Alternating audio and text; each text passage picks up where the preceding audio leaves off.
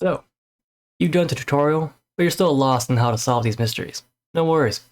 I've got some tips to help you solve your cases without a shadow of doubt and retire into the fields as of patch 33.18. Stay to the end to get the best tips. Tip number 1. Jobs. There's 5 types of jobs: photograph, vandalism, asset retrieval, humiliation, and of course, murder. Find the one that works for you, but as of right now, murder cases give the most information to help you narrow down your search, with the others giving 2 to 3 pieces of information that are sometimes obscure and don't help much.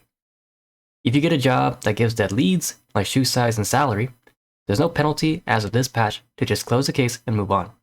Don't waste your time worrying about these dead leads when you could actually be solving cases. Tip number 2. Apartment. As for rewards, the tutorial makes money seem important as you want to earn your apartment back. Both money and your apartment? Not important.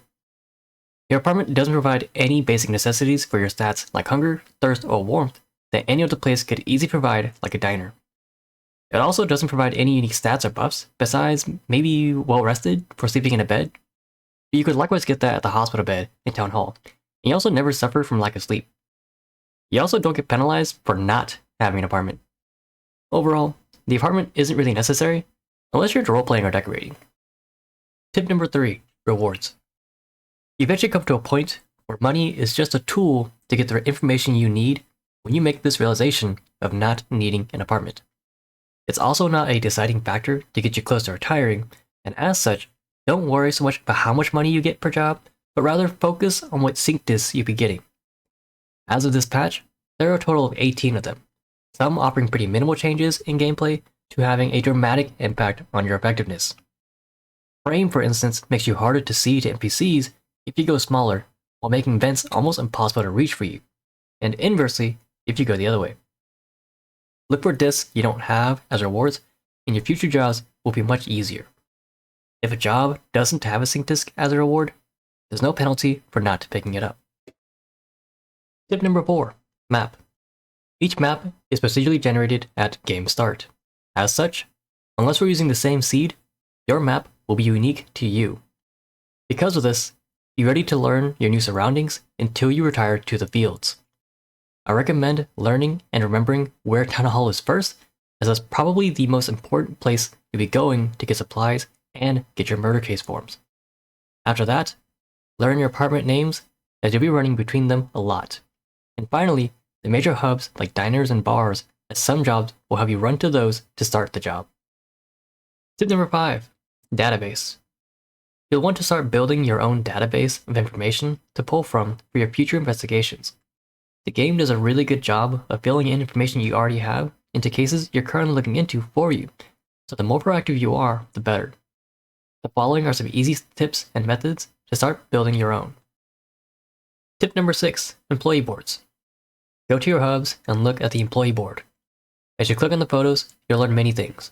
Most importantly, their name, occupation, and face. After you do, pull out your fingerprint tracker, or by default, and scan the picture. Each fingerprint belongs to the person in the photo. And just like that, you've got the working class done. You can likewise do this with people in Town Hall, and sometimes workplaces in the skyscrapers, but you may be trespassing depending on location and time, so do so at your own risk. Tip number 7. Donations. Remember how I said money is just a tool to get what you want? If someone doesn't give you their name, giving them a donation is a charitable way to learn that kind of information. The other questions can also be answered with a donation, but don't give you as much important information. Asking who the victim is may yield some information you don't already have, like their occupation, but typically isn't going to give you some meaningful lead like in the tutorial. Tip number 8. Codes. In case you missed it in the tutorial, you can usually find passcodes to safes, doors, and computers on sticky notes without the need of a code cruncher.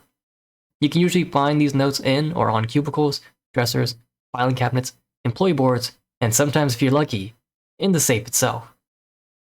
It won't save into your personal database when you first see it, so be sure to pin it with the necessary information, like a person's birth year, so that you can use it later.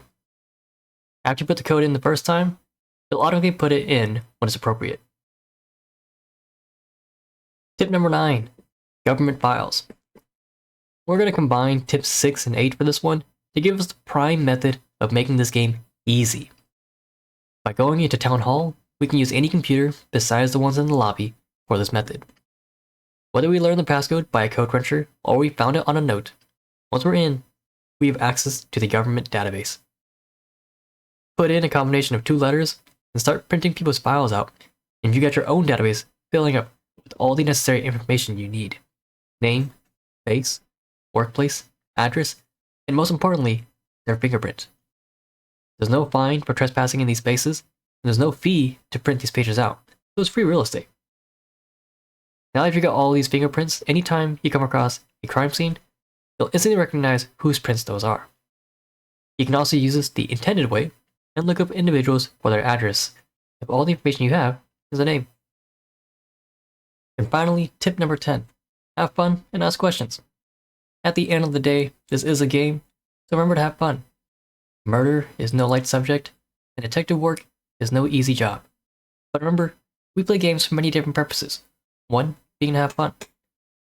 If you have any questions, be sure to ask your fellow detectives and pay it forward. The likelihood of me playing or putting out more videos for Shadows of Doubt is practically on a whim. Your best bet is to catch me live on Twitch weeknights at 8 PM Pacific Standard Time if you have any questions for me. If I'm wrong about any of this information, please correct me in the comments down below so that others down the line are more well informed. Thanks.